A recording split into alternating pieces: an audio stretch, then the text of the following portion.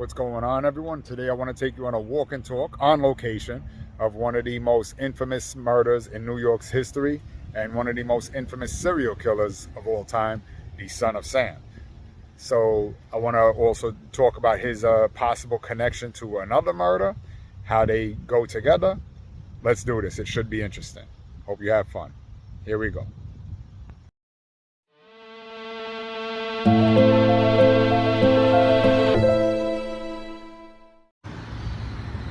That light post that you see right there and where that red minivan is one of the is the spot of one of the most infamous murders in New York City's history and in serial killer history.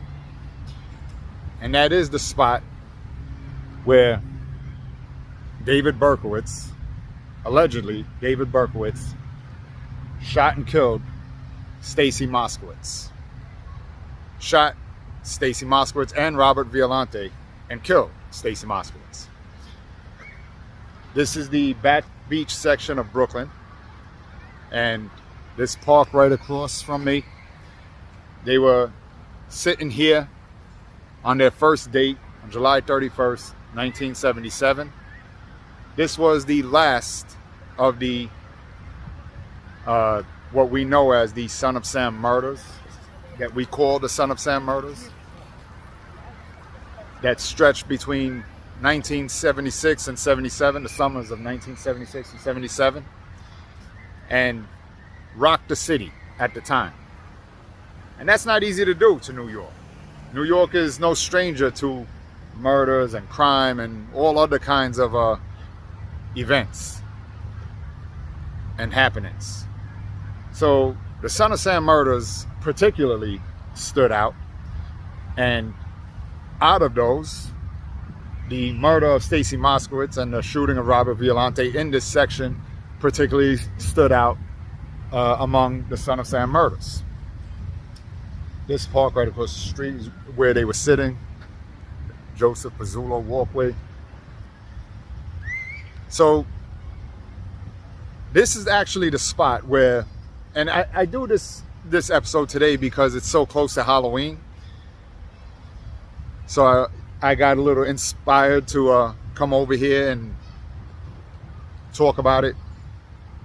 But this is actually the spot. This murder, like I said, it really took everyone by storm. It really shook everyone up. For some reason, this one stood out to everyone more so than the others. Now, this is also the murder where David Berkowitz was pinned as the Son of Sam. Why? Because this is where he got the parking ticket that led to his arrest. It didn't happen on that corner where he got the ticket. It was a couple blocks away. Now, the interesting thing about this, about him getting this parking ticket, is that I'm sure you've heard David Berkowitz has gone on to say that he did not act alone. And it was here that multiple witnesses actually saw him and had some run-ins with him where they said that he was not the shooter. Other witnesses who said that David Berkowitz was not and could not have been the only or lone gunman. Why? Because his car was parked 2 blocks this way, where I'm heading now, and I'll show you the exact spot of where his car was parked, got the ticket. Witnesses say that he was there at the car, watching over and followed the policeman that gave him the ticket. Some witnesses were looking out their windows. Some were in their cars and said that David Berkowitz was honking the horn at them to move out the way. Nevertheless, they agreed that he could not have been the shooter or the only shooter at the scene. David Berkowitz goes on later to say, after initially claiming that he was the lone gunman and that he did it because a dog had told him to kill, says that story was made up. It was pretty much made up to be a deflection. a distraction from the investigation. So, and as to who actually did it, so he, took the rap as the fall guy, he claims. So again, witnesses claim that David Berkowitz was over here at this intersection of Shore Parkway and Bay 17th Street, where his car was parked just a few feet down by a hydrant, and where he got the ticket. Maury Terry, an investigative journalist, became obsessed with the case and says that he absolutely was not alone. He puts together a very compelling argument, and as I said, there's no conclusive proof whether Berkowitz acted alone or not, but Maury Terry definitely puts together a very compelling argument with some very interesting information and admissions and witness testimony. So I said in the beginning that I did this video because it was so close to Halloween. None of these Son of Sam murders that we know of took place on Halloween. So why did I say that? Why am I bringing it so close to Halloween? By the way, this is the hydrant down the block from the corner of Shore Parkway and Bay 17th Street, where Berkowitz's car was when he got the ticket.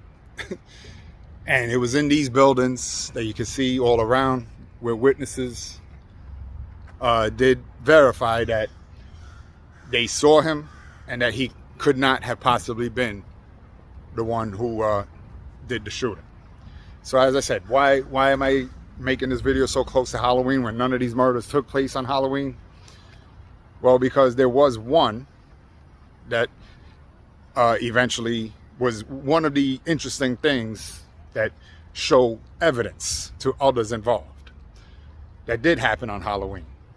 This was years later, however, after Berkowitz was already arrested and was already serving his life sentences in jail. So obviously David Berkowitz didn't do it himself, commit this one, but he claims to have knowledge of it. How so? So the murder I'm speaking of is of two, actually. A man named Ronald Sisman and his girlfriend, Elizabeth Platzman. And they were murdered in their Greenwich Village apartment in Manhattan on a Halloween night in 1981.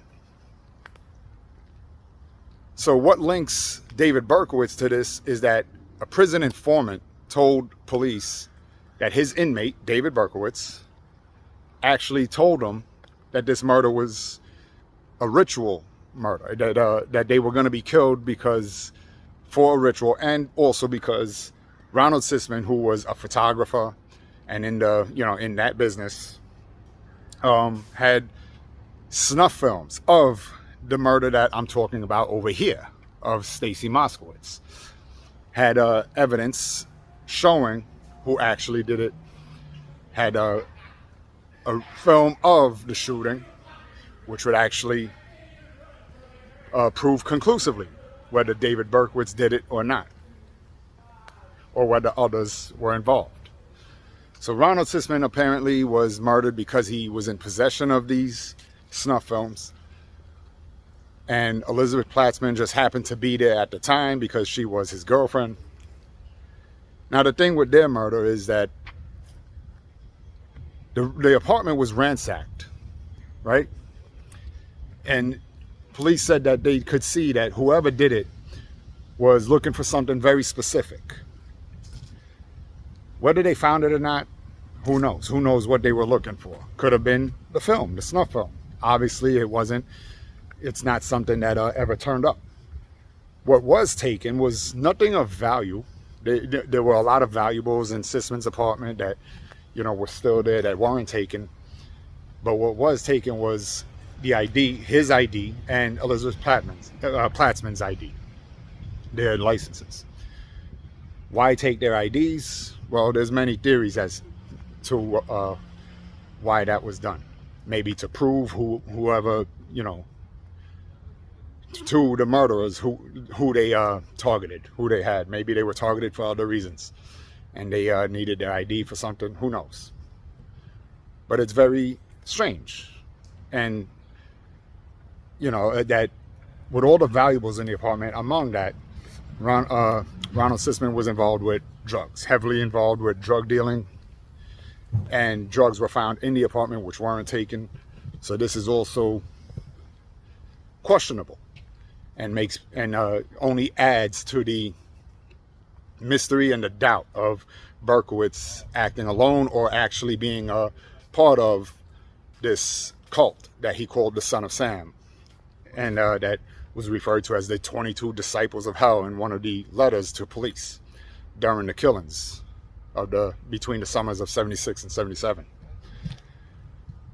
So again, Berkowitz was in jail at the time of Sussman's death and Platzman, and obviously was not the killer in those, but he knew of it, and he gave a very detailed description of Sussman's apartment. So how he knew this? Could it be coincidence? Could he have just dreamt up this story and for whatever reason?